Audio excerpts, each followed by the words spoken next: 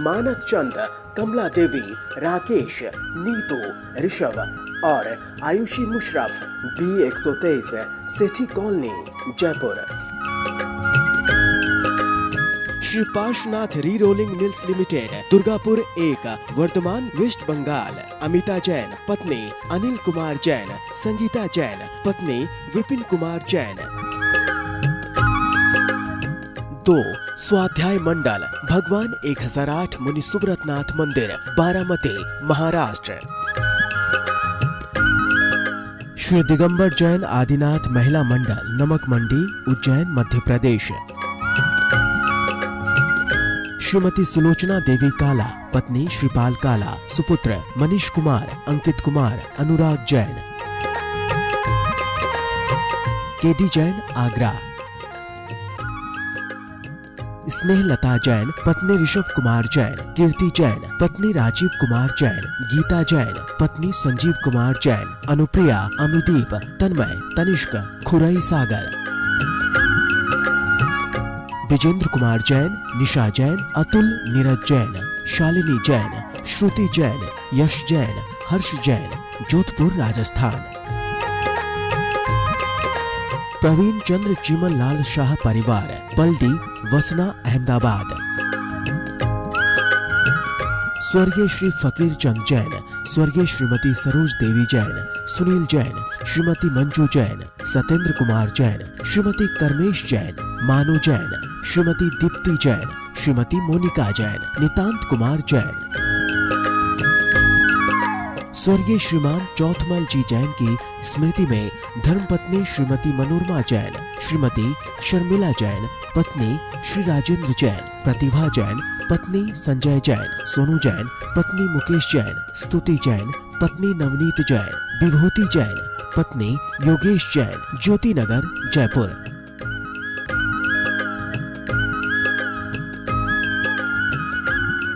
जय जिनेन्द्र।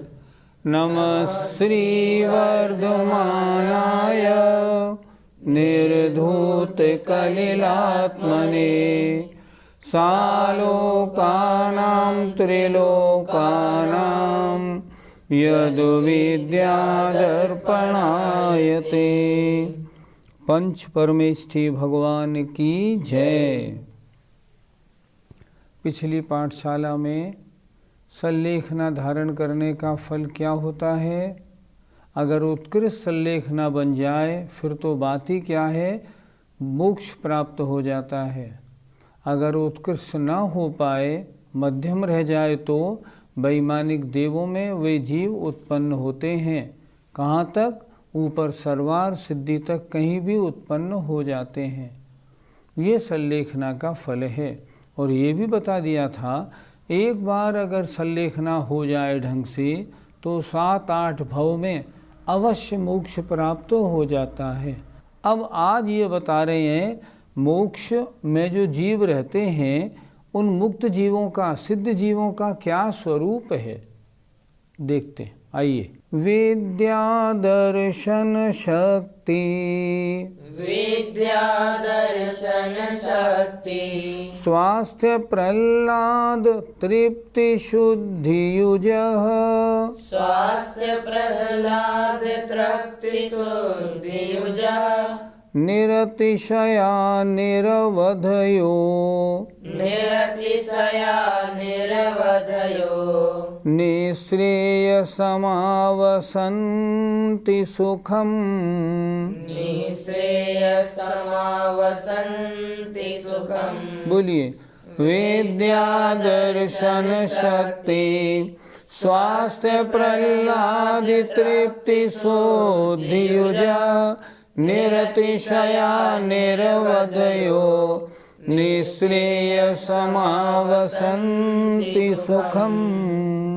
मोक्ष में जो जीव निवास करते हैं अर्थात सिद्ध परमेष्ठी भगवान, वो कैसे होते हैं ये इस श्लोक में बताया है।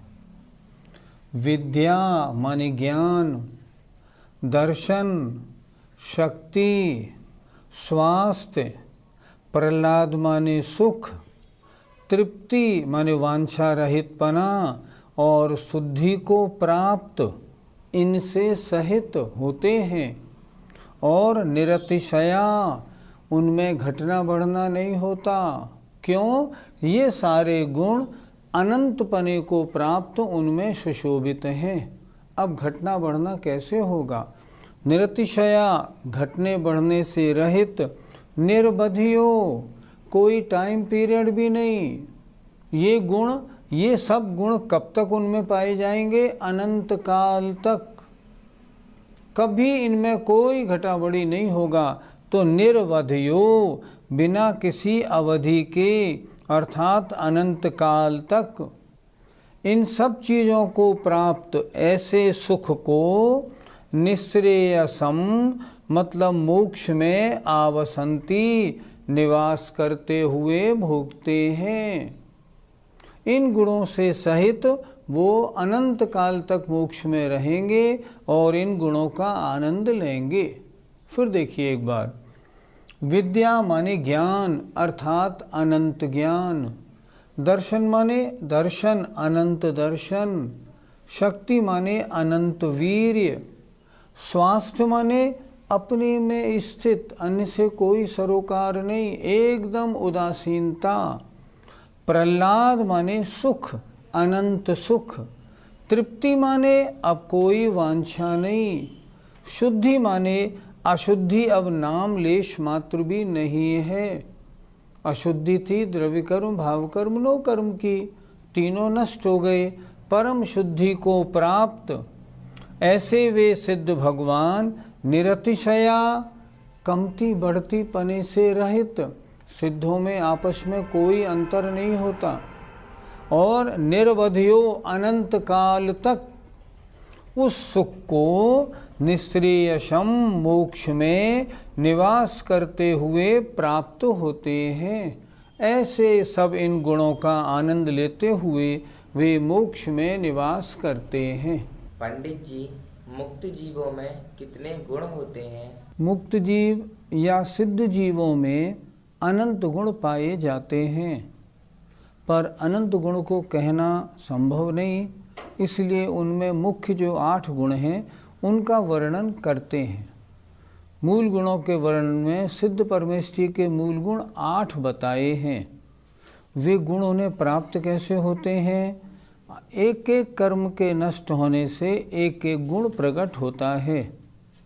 जैसे ज्ञानावरणी कर्म नष्ट हुआ तो अनंत ज्ञान, दर्शनावरणी कर्म के नष्ट होने से अनंत दर्शन, वेदनी के नष्ट होने से अव्याबाधत्व बाधा रहित, मोहनी के नष्ट होने से अनंत सुख, आयु कर्म के नष्ट होने से अवगाहनत्व, नाम कर्म के नष्ट होने से सूक्ष्मत्व, गोत्र कर्म के नष्ट होने से अगुरलघुत्व, और अंतराय कर्म के नष्ट होने से अनंत वीर्य उनके प्रकट होता है। ये 8 गुण आत्मा के सर्वश्रेष्ठ गुण हैं।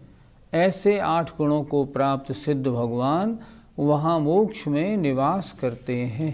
पंडित जी, क्या सिद्ध भगवानों में आपस में कोई अंतर भी होता है? आप लोगों ने जब तत्वार सूत्र पढ़ा था तो 10वें अध्याय का अंतिम सूत्र याद है आप लोगों को? उसमें आप लोगों ने पढ़ा था, क्षेत्र काल गतलिंग तीर्थ चारित्र प्रत्येक बुद्ध बोधित ज्ञानावगाहनांतर संख्याल्प बहुत्वतः साध्याः। यद्यपि 2 सिद्ध परमेष्ठियों में किसी प्रकार का कोई अंतर नहीं, अनंत सिद्ध परमेष्ठी विराजमान है, सब गुणों की अपेक्षा अनंत गुणों के स्वामी हैं, कोई छोटा बड़ापना नहीं, लेकिन फिर भी जब अन्य की अपेक्षा अंतर देखा जाता है तो कुछ अंतर दिखाई पड़ता है।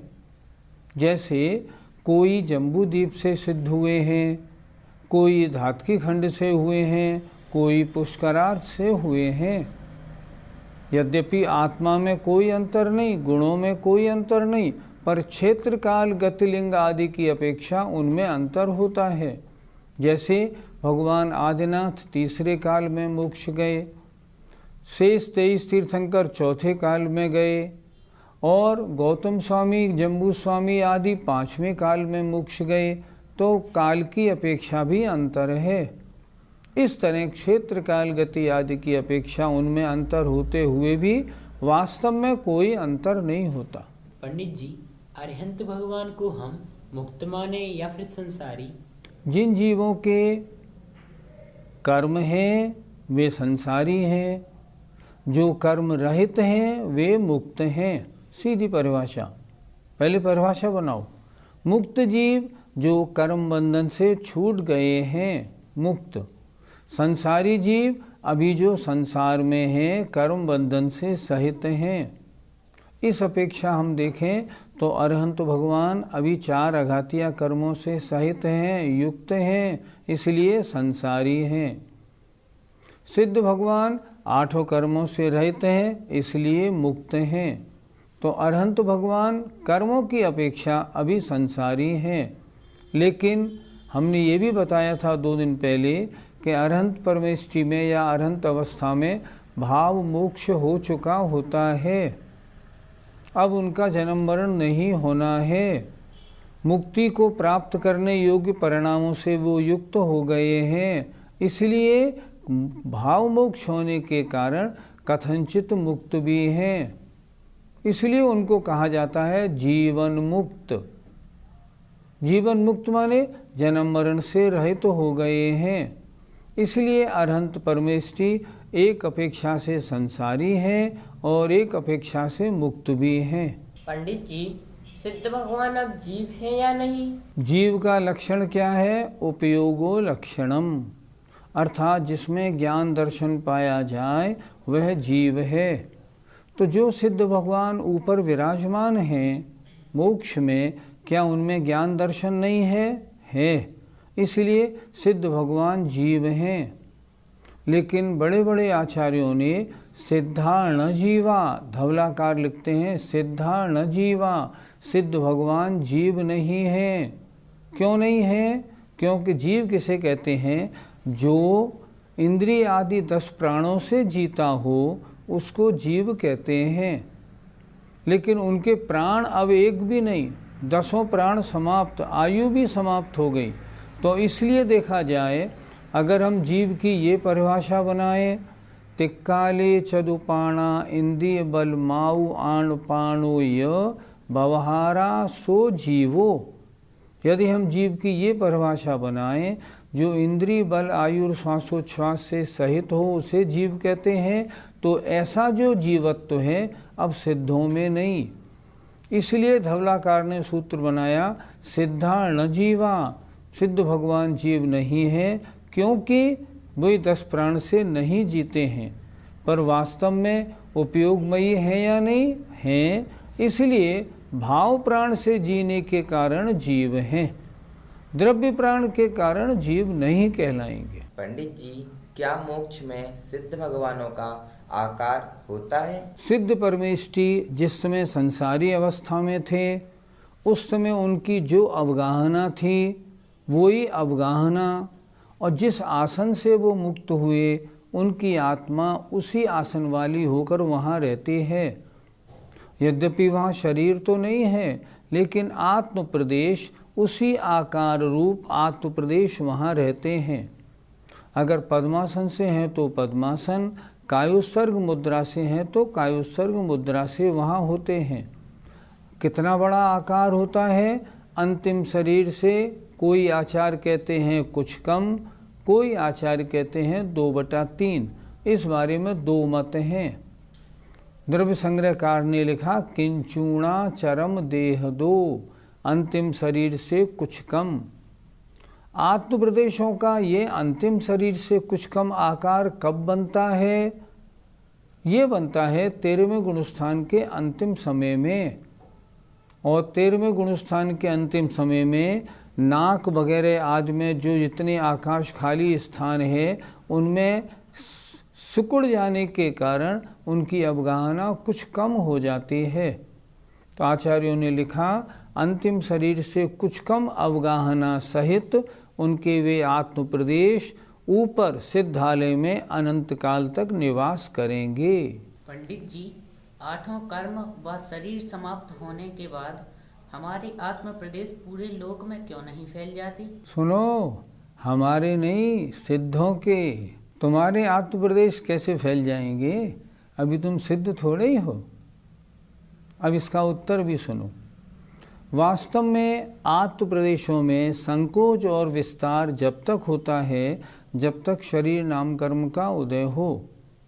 शरीर नाम कर्म का उदय 13वें गुणस्थान के अंतिम समय तक रहता है।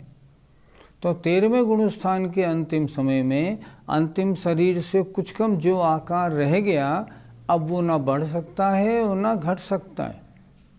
और इसीलिए जब आठों कर्म नष्ट हो जाते हैं तो आत्म प्रदेश पूरे लोक में नहीं फैलते, अन्यथा फैल जाते, लेकिन ऐसा नहीं होता। शरीर नाम कर्म अब नहीं बचा, इसलिए आत्म प्रदेशों में ना फैलाव ना संकोच, कुछ भी नहीं होगा, उतने ही रहेंगे। पंडित जी, विदेश क्षेत्र से जो जीव सिद्ध होते हैं उनकी अवगाहना कम से कम और ज़्यादा से ज़्यादा कितनी होती है? शायद हमारे श्रोतागण इस प्रश्न का उत्तर सुन के चौंकेंगे, पर चौंकने की बात नहीं। आचार्य नहीं, धवलाकार ऐसा ही लिख रहे हैं। उन्होंने लिखा है, विदेश क्षेत्र से जो भी जीव सिद्ध होते हैं उनके शरीर की अवगाहना सबकी 500 धनुष ही होती है।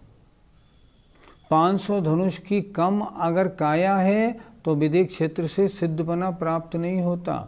भरत ऐरावत क्षेत्र से विजयार्थ से हो जाएगा, लेकिन विदेश क्षेत्र से जितने जीव सिद्ध होंगे उनकी तो शरीर की अवगाहना 500 धनुष, एकमात्र 500 धनुष ही होती है, ऐसा नियम है।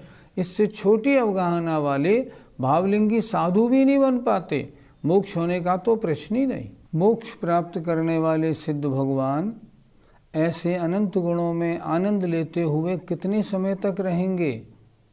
जब ये प्रश्न हुआ तो समंत भद्र महाराज ने अगला श्लोक कहा, काले कल्पशते पिच, काले कल्पशते पिच, गते शिवानां न विक्रिया लक्ष्या, गते शिवानां न विक्रिया लक्ष्या, उत्पातोऽपि यति स्यात्, उत्पातोऽपि यदि स्यात्, त्रिलोक संभ्रांति करण पटुः, त्रिलोक संभ्रांति करण पटुः। बोलिए, काले कल्पशते पिच, गते शिवानां न विक्रिया लक्ष्या, उत्पातोऽपि यदि स्यात्, त्रिलोक संभ्रांति करण पटुः। कल्प काले माने कल्प काल, शतेपि च सैकड़ों भी, गते बीत जाने पर, अर्थात सैकड़ों कल्प काल बीत जाने पर भी शिवानाम मोक्ष में रहने वाले अर्थात सिद्ध भगवानों की विक्रिया, कोई विकृति, उनमें कोई विकारी परिणमन न लक्ष्या, दिखाई नहीं देता।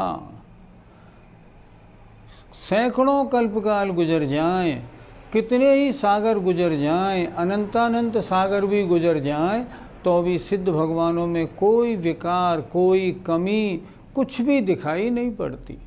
फिर देखें, कल्प काले, कल्पकाल, शते माने सैकड़ों, एक कल्पकाल कितना 20 कोड़ा कोड़ी सागर का होता है।